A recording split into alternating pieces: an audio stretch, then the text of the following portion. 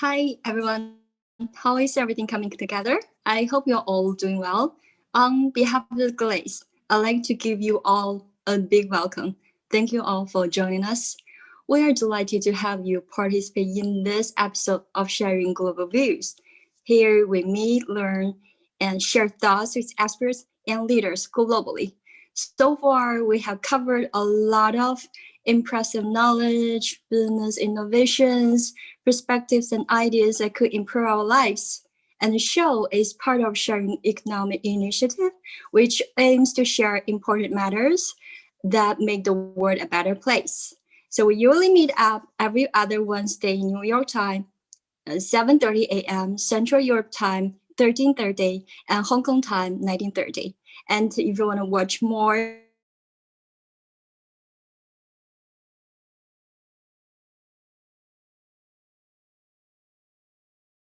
about each episode of Sharing Global Views and follow the page. We'll upload here are the links. So, Todd and Godfrey, long time no see. How have you been?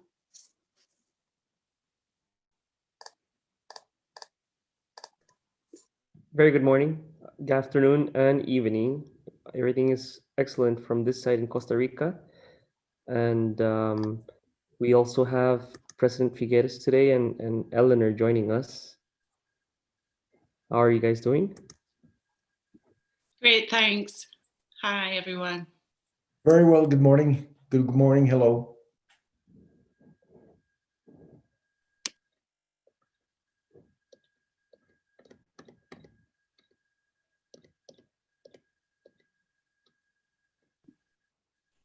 Elena, would you care to continue? Okay, sorry about the connection. So, our program is like we get together to share the opinions and thoughts with the global leaders, experts, like I just said.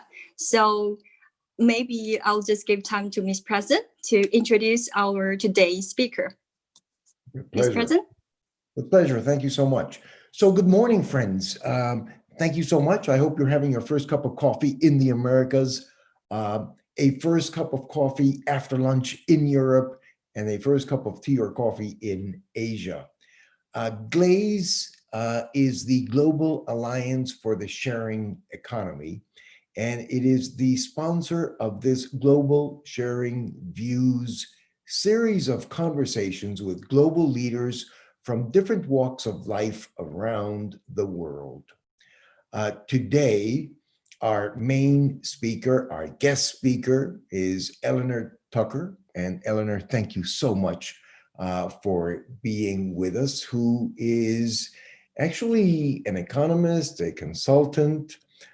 She is also a broadsheet writer, a creative and media expert that has really focused her skills on the specific needs of peer-to-peer marketplaces. Back in 2016, she co-founded Rude Communications, which was the first PR agency to focus on the sharing economy, what these conversations are all about, what the future is all about in a planet that is not getting larger, but where we want to ensure that everyone on Earth has a dignified and prominent livelihood. In 2018, she became the director and gang leader. That is an interesting terminology, Eleanor, that you could perhaps share with us. And gang leader of Gang Hut, which provides specialist marketing and growth strategies for two-sided marketplaces. She is absolutely passionate about the potential of peer-to-peer democratization and empowerment of communities.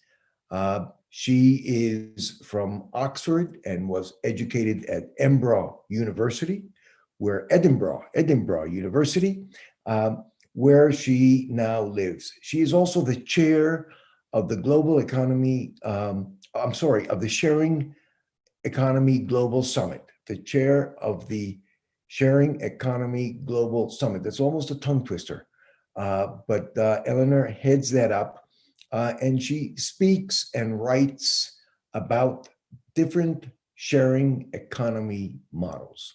So Eleanor, thank you so much again for being with us on this newest edition of Global Sharing Views. And please share with us what this is all about.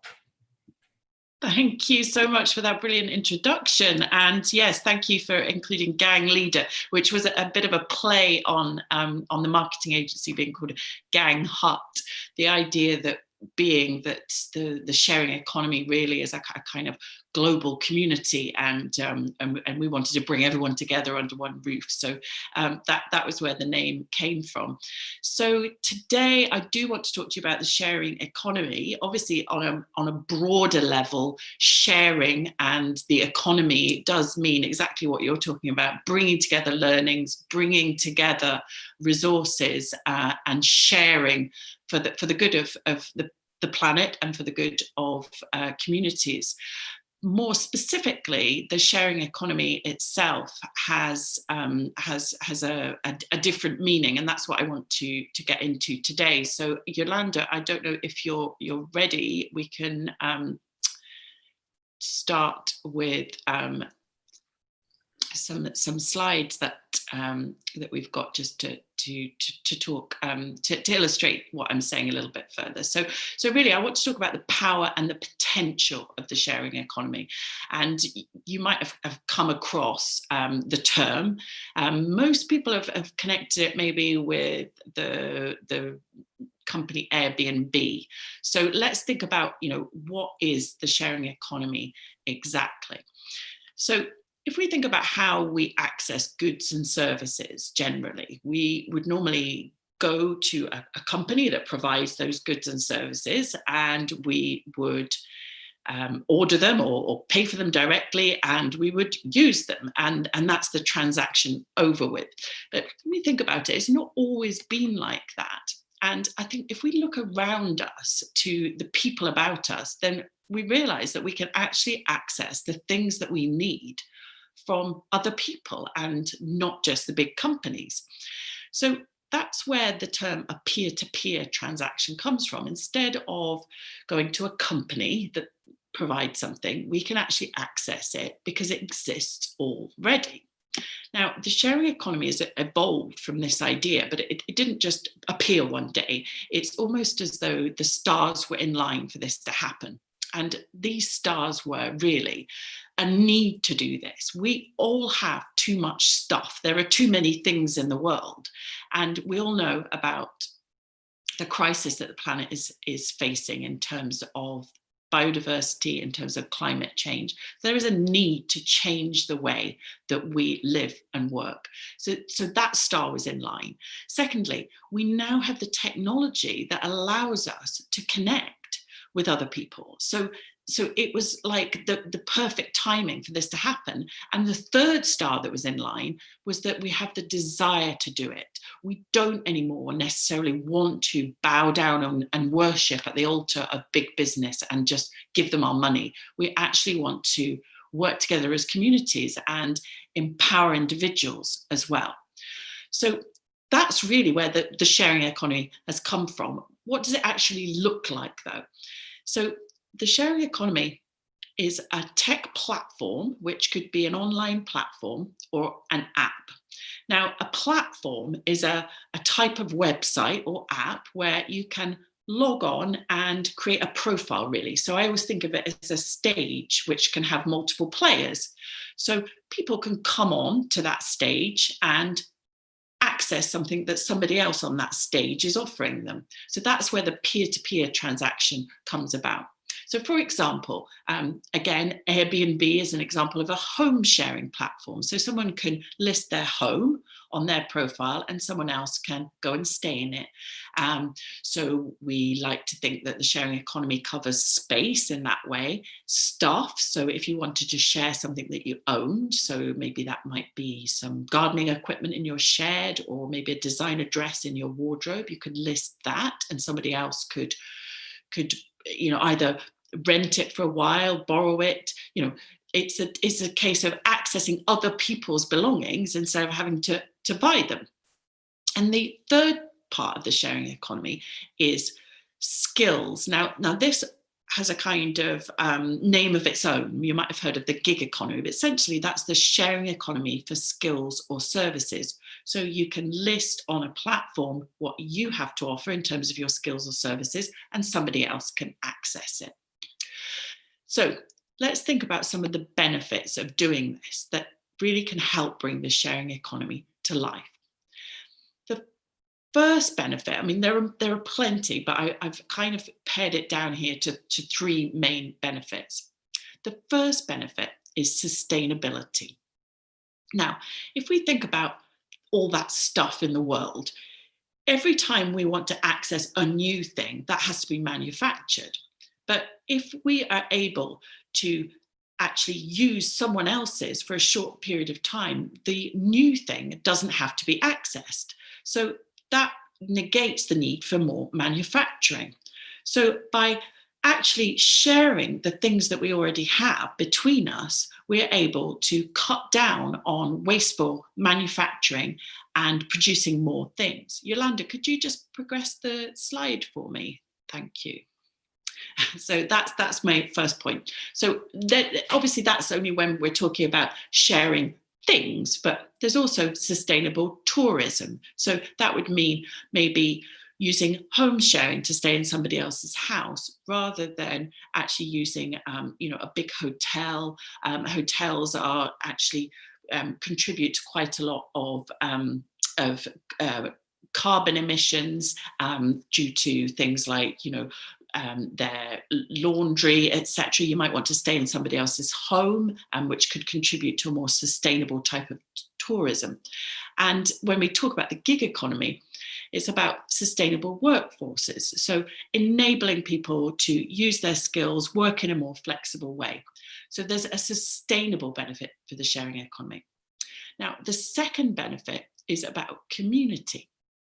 Now, if we are able to create an online community through a sharing app or sharing platform, then that community can actually thrive in real time, in real life as well. So if you think about some of the things that have happened recently during lockdown, people have gone on their phones, they've gone onto online platforms, maybe to support vulnerable people nearby, to access support for themselves, to help key workers reach important transport or deliveries. This is about community. And since the Industrial Revolution, communities become less important, and these peer-to-peer transactions, especially locally, have dropped off. I mean, a lot of people don't even know who their neighbours are. But by using this technology, we can connect virtually, but then in real life. So you could use a tool sharing app and borrow something from your neighbour. Maybe a power drill is what you need, but you are only going to use it once. So why buy that? And then maybe you can have a conversation with the person that you're borrowing it from. So the sharing economy doesn't just create connections virtually, it can create connections in real life. Now, the third benefit is about democratization. And this is something that I'm really passionate about, because what the apps and platforms I'm talking about allow us to do is to tap in to something that we maybe wouldn't normally be able to afford or to be able to do. Now, the example in this image that I've got is a luxury boat. Now, in the past, if you wanted to have that experience, you'd either need to be a millionaire or own the boat yourself. But now, because of the sharing economy, people can access experiences in an ad hoc way that means that they get to experience things that otherwise wouldn't have been possible. And this access over ownership trend is really coming through with the next generation of millennials. They don't see the need to own something necessarily, but they want to have that experience. And these apps and platforms actually make that possible. Now, we talk about a marketplace and we talk about peer-to-peer, but what are the two sides of a peer-to-peer platform? Now, to explain the sharing economy a bit better and to understand why it's different from a normal company, we need to think about how the platform connects two people on either side. Now, we tend to think of these people as a user and a provider. Now, I'm going to give you an example of that. And the type of platform that I'm going to use as an example is camper van hire, or RV as they're called in the US, a camper van hire website. Now, Yolanda, could you just click onto the next slide and I can bring this to life a bit? So if we think about our user and our provider on a platform for RV rental or camper van rental. So the provider is the person that's actually listing that camper van. Now, if we think about what that person could look like, they could be quite affluent and they own maybe their Winnebago or their big camper van, and they see it sitting on their driveway underused, and they think, well, maybe I could earn a little bit of extra income from it. Or maybe they think somebody else could enjoy that. So they list it on the platform. And then you think about the person that might want to use that. They're also engaging with that platform, but to tap in to the asset that's being listed. And I've put a little group of young people there. They maybe don't have the disposable income to own a camper van, but they want to tap into that experience. So for them, they've found something that can democratize that experience. They found a platform that can make it accessible for them, whereas the provider has come on and he's earning extra income. So we've got two really distinct users and providers there. Now, I've got another example for you, which is a home sharing platform like Airbnb. And the user and provider here could really potentially be the same person.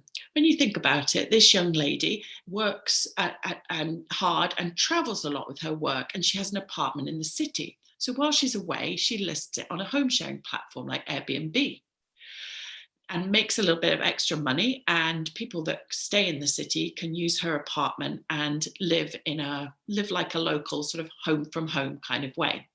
Now, she's also a user of Airbnb, and that's because she travels a lot, and when she works abroad or travels for leisure, she actually also wants to live like a local and rent someone's apartment. So you see that the provider and the user here are actually pretty much the same person, or they could be quite distinct as well. So what's fascinating about the platform economy is the connection between two people online and the exchange of either an experience, a skill, or an actual asset. Now, why do people do this? And why is it a good idea to use the sharing economy? What motivates people? There's quite a few reasons that people get involved in the sharing economy, and it's not always the ones that you might think.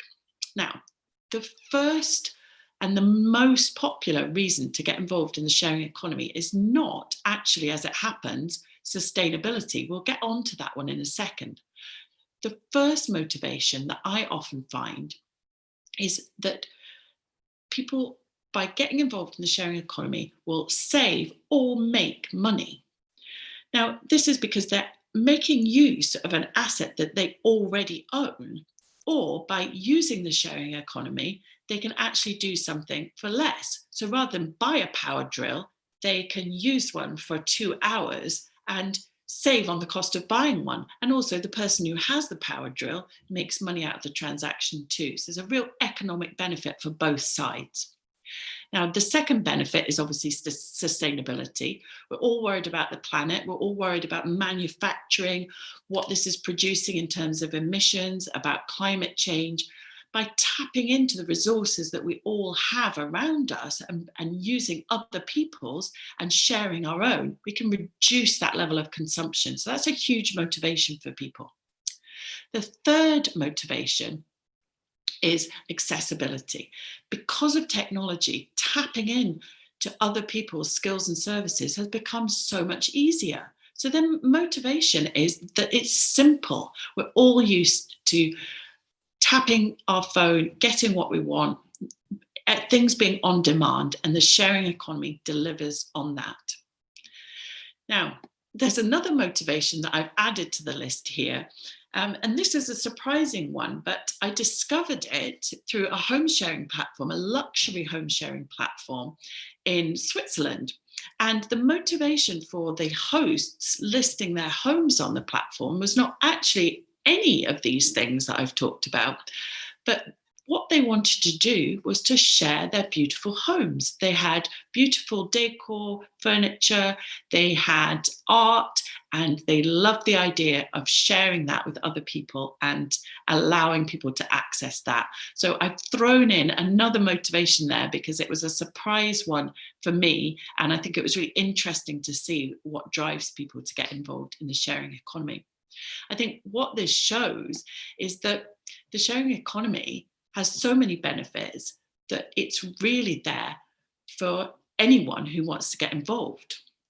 And the benefits vary depending on what you're sharing and why you're sharing it. So there, aren't really any reasons not to try a sharing economy app or a gig economy app or platform, because the benefits to our society, to our community, to our environment, and to us as individuals are huge. Now, I think we had some questions that came in. So I think if the time is right, maybe I could have a look at those. That would be great. Yeah. So thank you, Eleanor, Eleanor. thank you very much for sharing these concepts with us. You mentioned something which I jotted down in my notes, which is the concept of access over ownership. And if you think of that, what a beautiful way of describing a sharing economy. At the end of the day, why do we need to own something if we only want to experience it or use it for a short time or to meet a certain need that we may have at any given point in our life, but then we're not going to need it. And when you talk about how much stuff we have, of course, there are billions of peoples around the world who are still trying to make ends meet and don't have shall we say, enough for a dignified livelihood. But there are many others of us that have so much stuff that we have accumulated over the years. And that to share that, I think, is a wonderful concept. Now, the other thing that struck me is what you called the 3 stars that have aligned.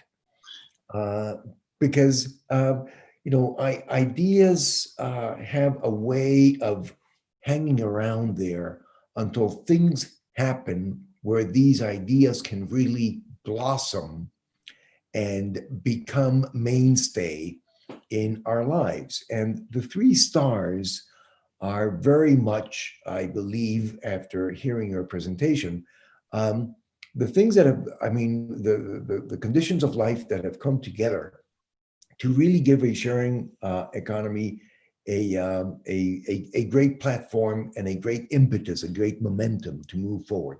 The concept that we have accumulated so many things and we need to change the planet, as you have mentioned, is not growing larger, but our needs are. That we now have the technology, very important, to be able to communicate peer-to-peer, or in other ways, and conclude all of these different transactions. And I thought that the third one is that we now have the will to share. And the desire. And the desire, the will and the desire to share, something which is inspiring, fulfilling. I think we all feel much better when we share. There's something that happens inside us that makes us happier, feel better when we share. And so the 3 stars aligning, I think, is a beautiful concept here, together with the access over ownership. So, Elena, I have a question. I have already several questions, Eleanor. But Elena, do we have any questions that have already begun to come in from our audience? Yeah, I think we have some other questions, but maybe Ms. President, you can ask question Okay. first. Okay, so good. Thank you so much. You're always so kind.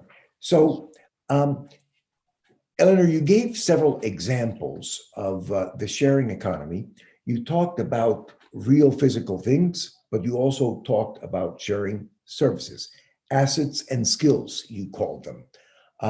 Does a sharing economy work for anything or just about for everything, Eleanor? Or are there areas that it doesn't work for? I always think that there are certain criteria that something has to fit, to fit, because not everything is going to be shareable here. Let's be realistic. If something is a high value and it's only used occasionally, that is often a perfect thing. So when we were talking about camper vans, obviously that's a great example.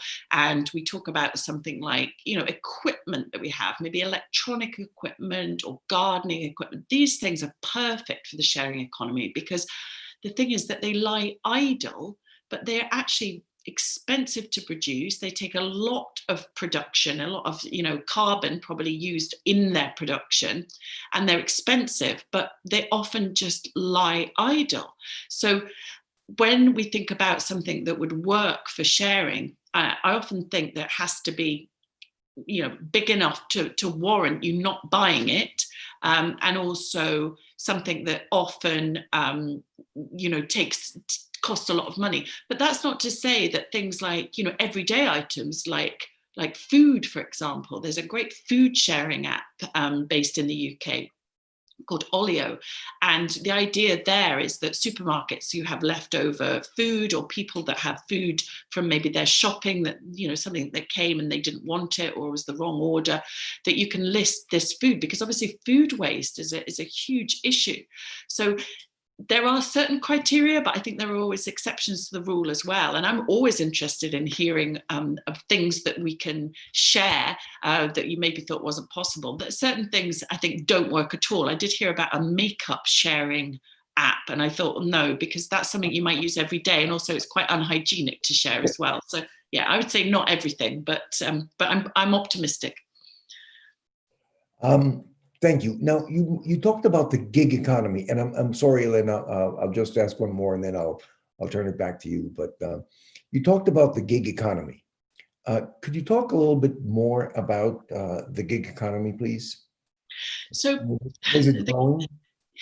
The gig economy, it's really, I sometimes think of it as the kind of sibling of the sharing economy. But if we think of the sharing economy as this asset sharing idea, powered by technology, then the gig economy is the skills or services part of that. But it has taken on a life of its own.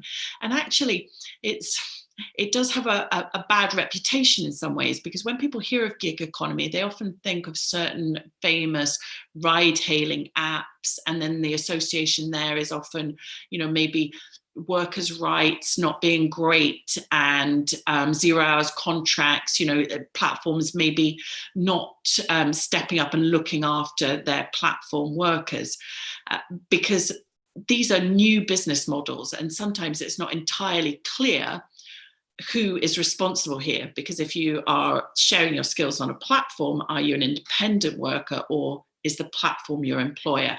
And sometimes governments, legislation, regulation has taken a while to catch up with that. But I think more and more people are looking to gig platforms for work, especially in this pandemic time when incomes have been compromised and people are looking for extra income streams.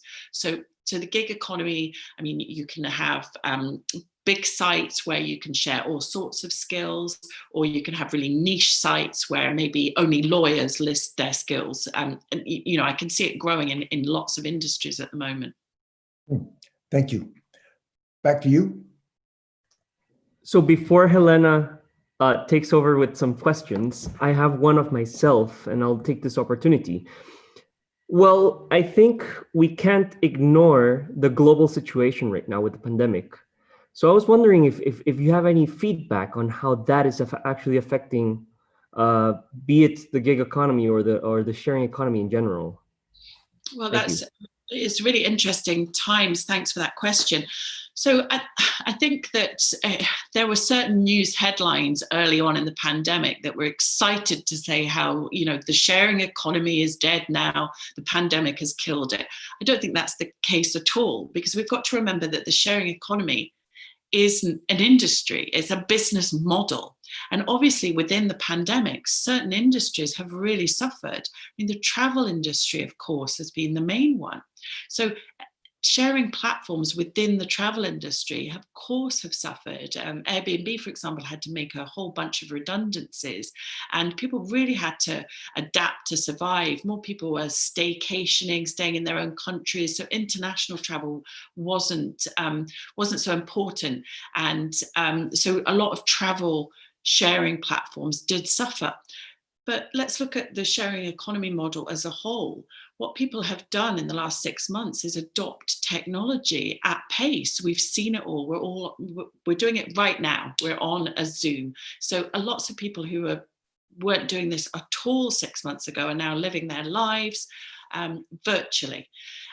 We've also become more interested in community. We were talking about supporting people locally, but connecting with them via technology. That's been a huge upsurge in people seeking out maybe local apps for connecting and helping people who need to be. And also in terms of our incomes, these have been stretched. Many people have been made redundant. People are looking for extra ways to make money. So they might want to rent out things that they own to bring in some extra cash, or they might want to borrow things from their neighbors rather than buy them. So there's been lots of reasons why there's been actually a real uptake in sharing economy and gig economy apps and platforms in the last 6 months. I mean, we just have to look at companies like Uber Eats and Deliveroo. We're all, we're getting things delivered to us, and these are gig workers that are doing it. So really interesting times at the moment for the gig and sharing economy. And from somebody immersed in this world, it's been quite an interesting time to see mass adoption of technology that we have been talking about for years. So yeah, obviously it's not a great time in many ways, but there are some positives for us to take from it. Eleanor, on those comments that there's some positives coming out of the crisis in terms of different ways in which the sharing economy has gone, do you think those are things that are here to stay? Or do you think that they are necessarily caused by the pandemic? I mean, they're all caused by the pandemic, of course, but do you think we'll go back to the old ways? Or do you think that the sharing economy in those ways that you have described is here to stay and will continue to blossom? I think it will continue to blossom. I mean, I'm an optimistic person generally, but I can't help but thinking if somebody has uploaded an app on their phone and is able to access something locally for less, it really isn't going to be a huge motivation for them to decide to delete that app and go back to buying the product, from a big business. And if somebody has found another income stream through a gig economy app and it fits in flexibly with maybe their homeschooling that they're having to do at the moment, or any other constraints on family life, then they're going to continue to pursue that, and maybe also try and experience other parts of the sharing economy too. I always feel that if someone is predisposed to share, once they've borrowed something, then maybe for their next staycation, they will explore, renting out the camper van that we talked about.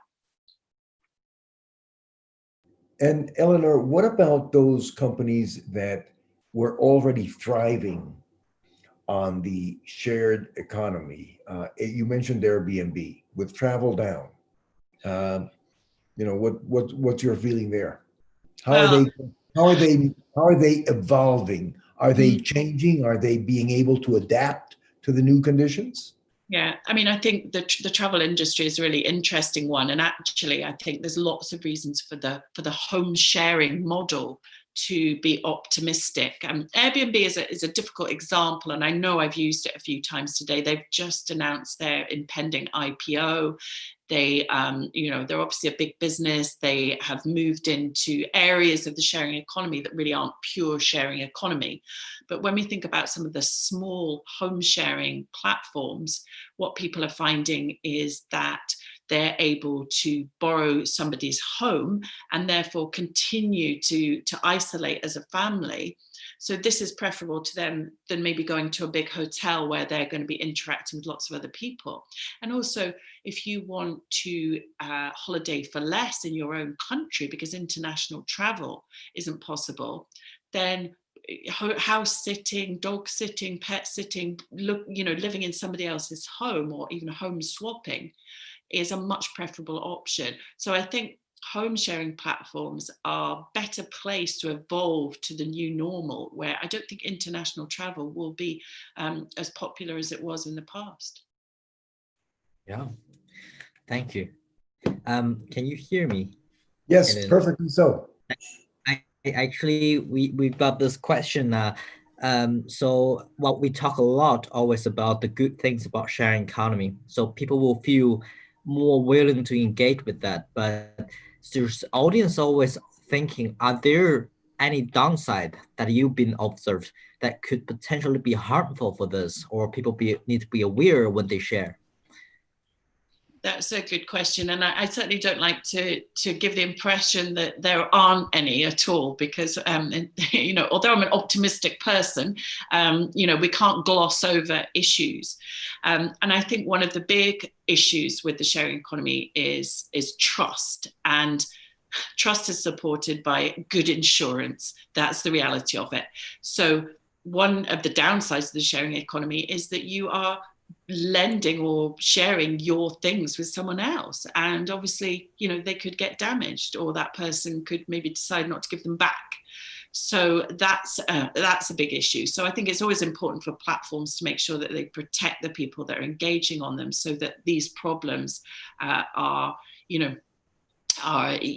mitigated, but also headed off at the pass by having trust ratings, by having user verification, and having people, kind of identity checks taking place before they list, because that's really important, because we're not dealing with a big company anymore who, many of us find it really easy to trust a big company. You're dealing with somebody down the street. And although they might be just as trustworthy or more trustworthy than a big company, we need to make sure that people aren't using these platforms for badly motivated reasons.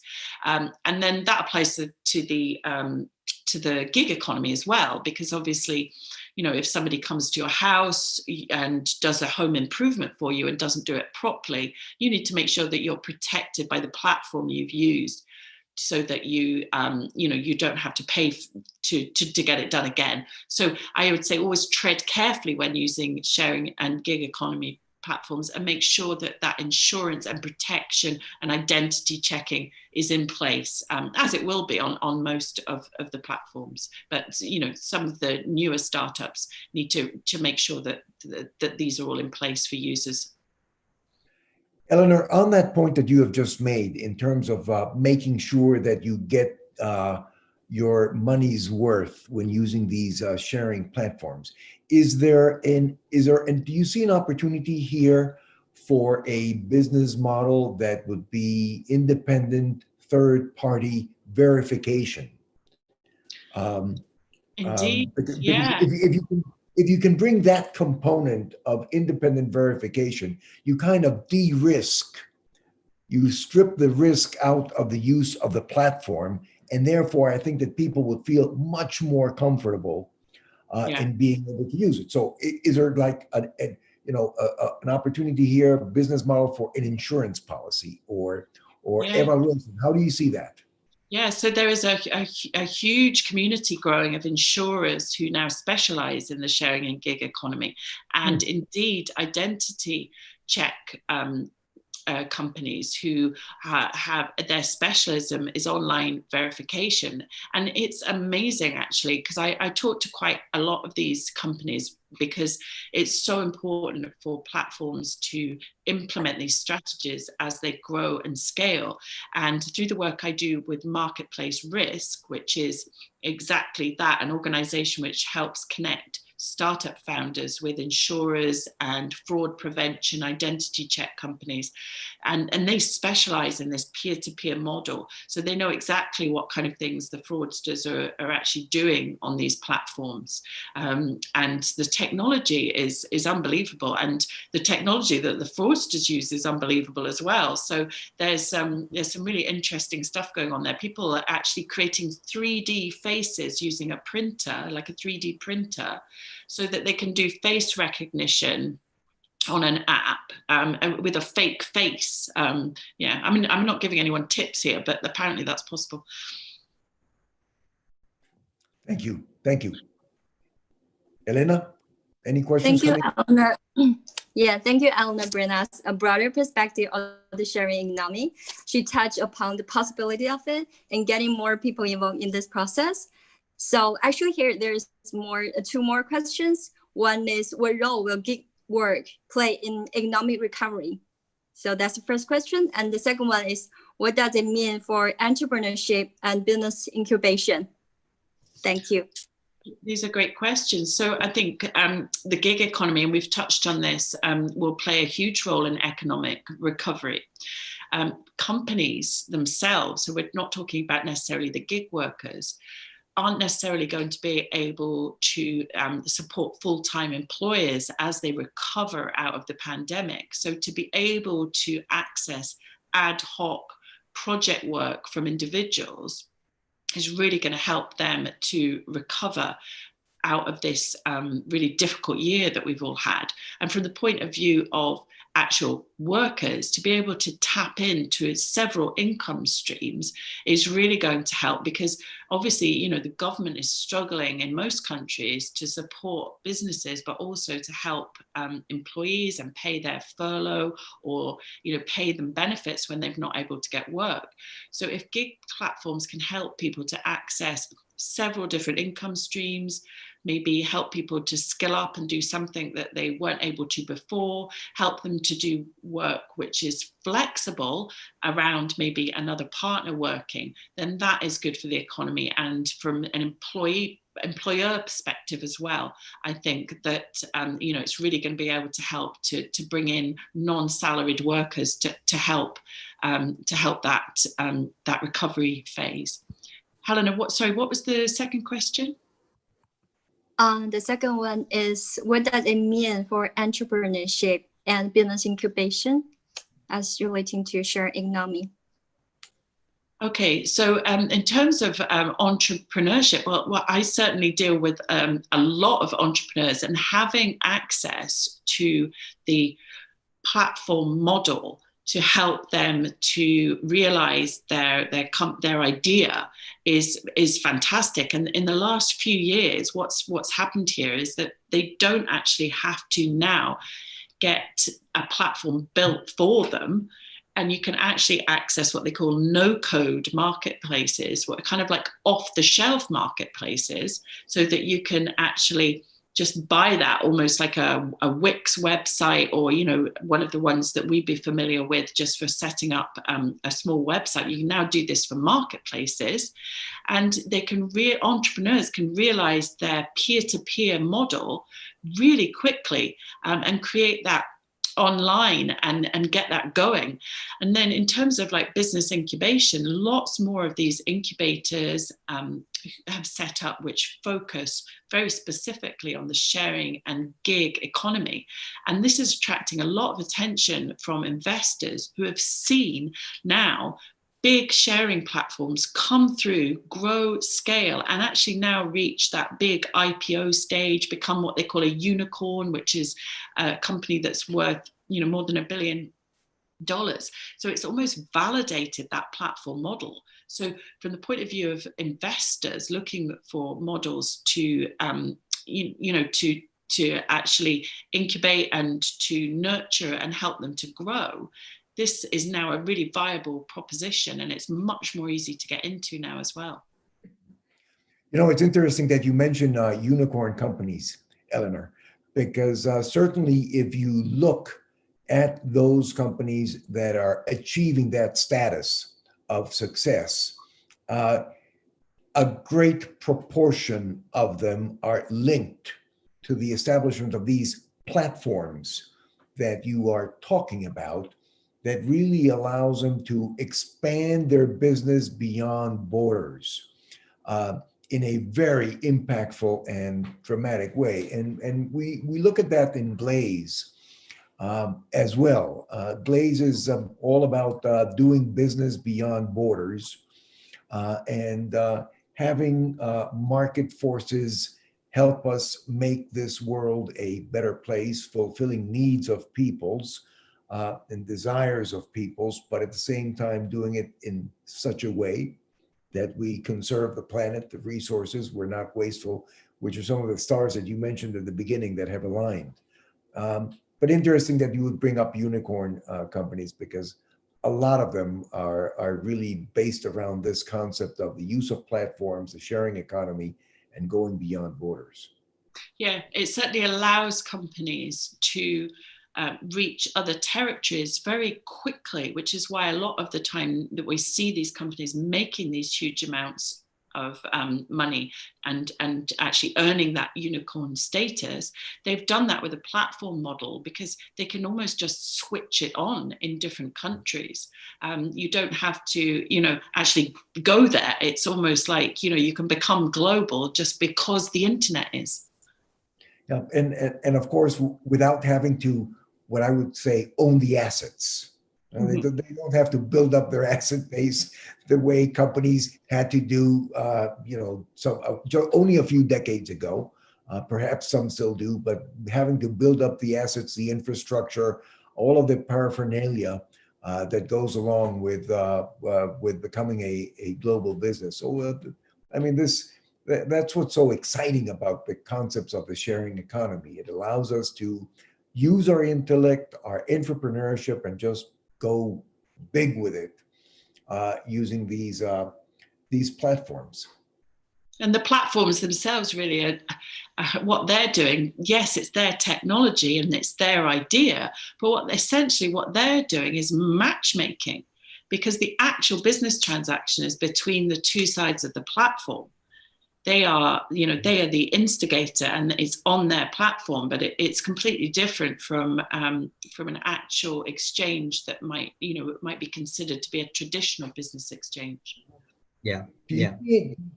Eleanor, in everything that you see in that regard, do you see new ways of payments that are even more efficient than what we have today?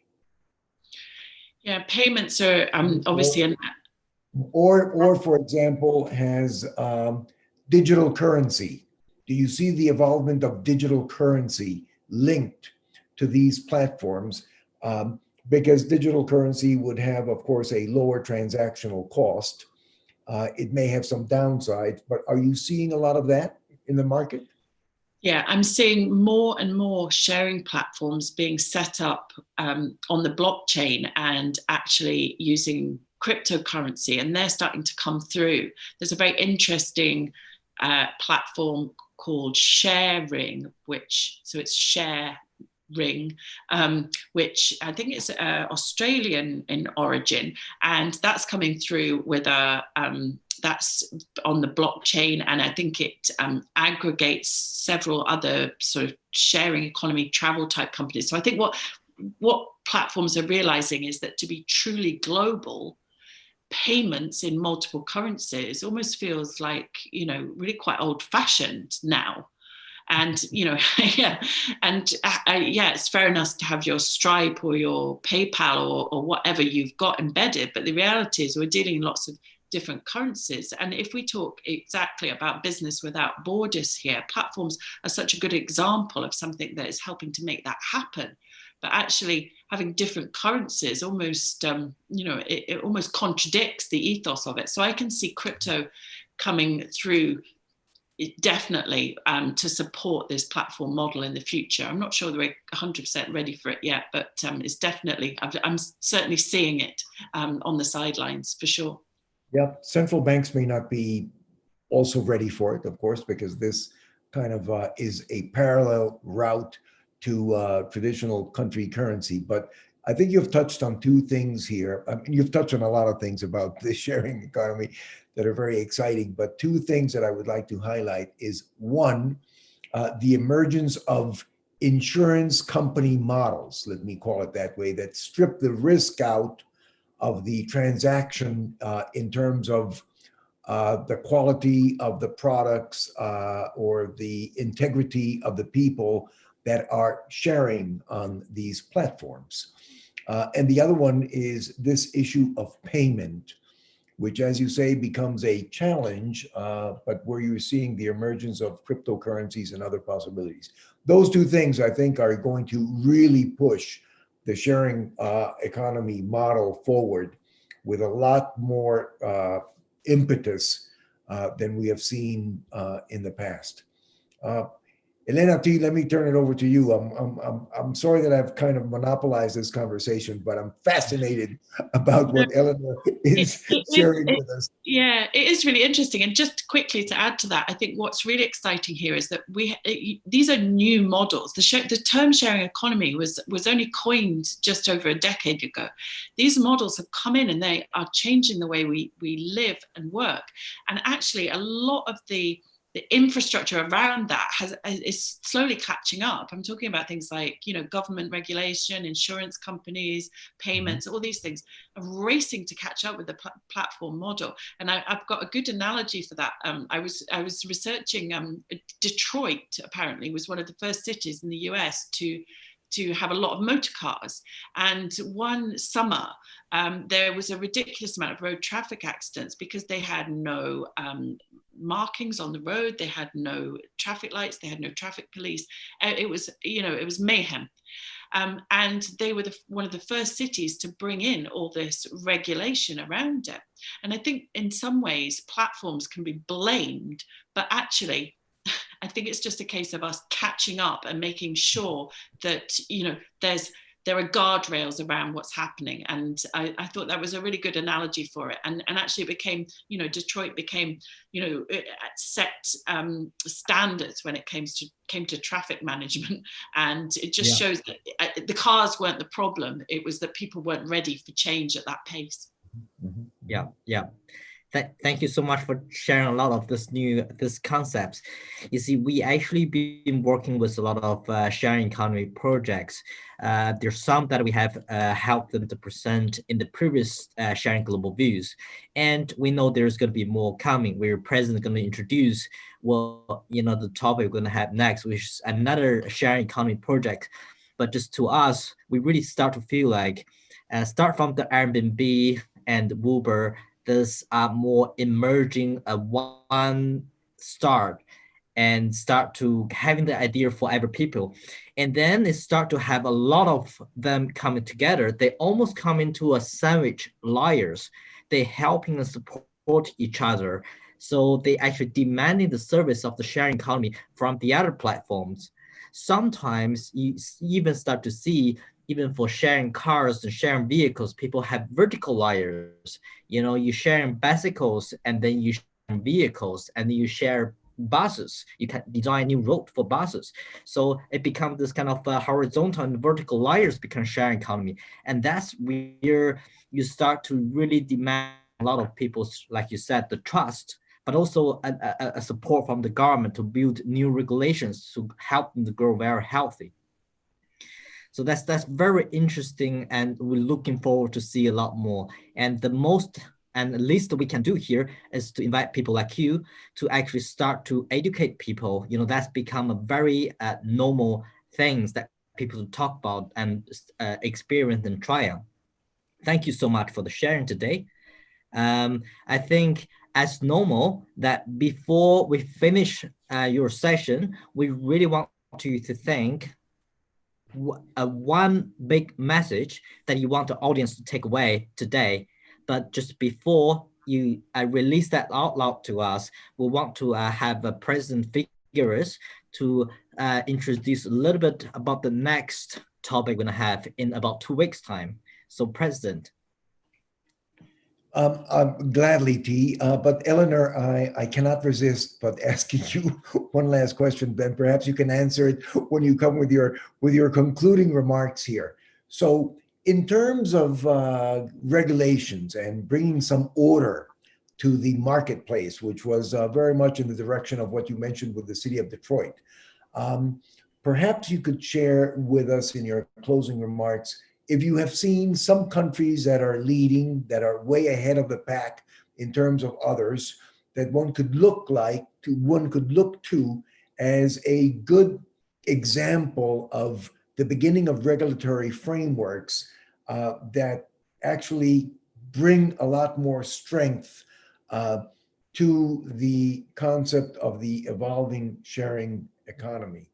And the other part of that question is this really at the national level, or is this at the global level as we go beyond borders? And what are your views on that?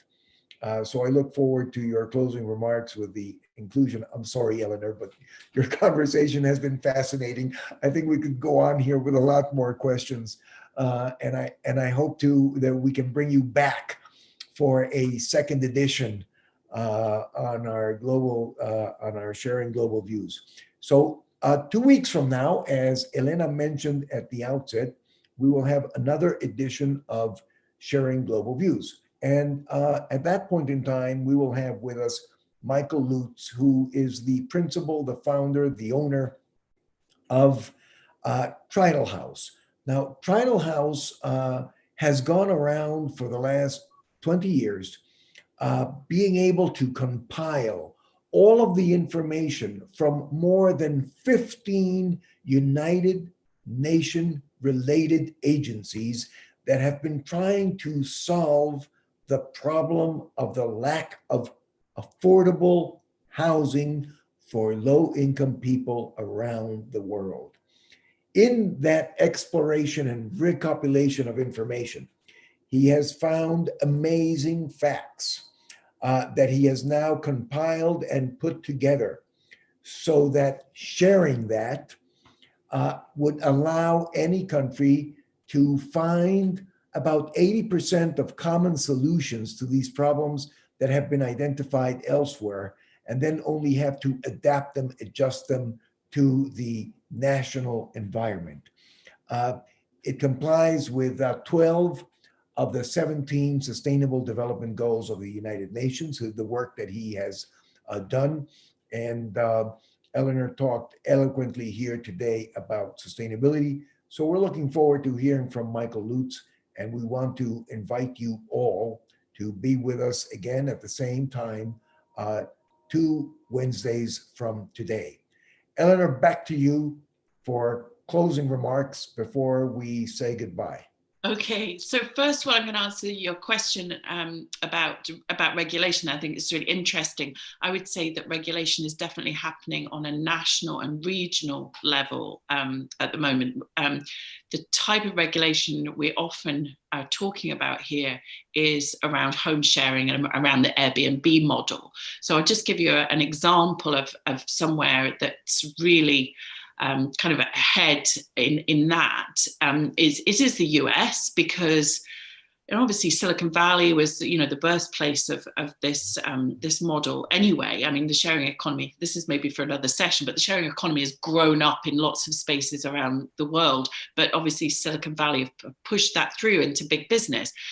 New York has very strict rules on Airbnb. And what's really interesting about these rules, you literally can't rent out your home to tourists. I mean, it's very strict.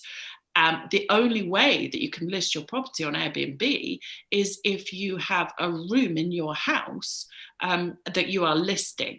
So what's really interesting about that is that the regulation has actually brought it back to the original idea of Airbnb in the first place, because Airbnb was conceived by its founders when they rented out an airbed in their living room, hence the name.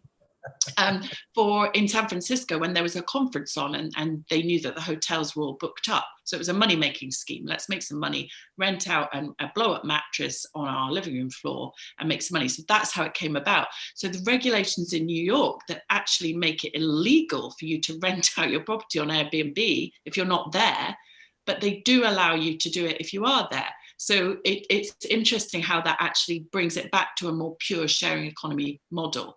So lots of cities have got regulations against Airbnb.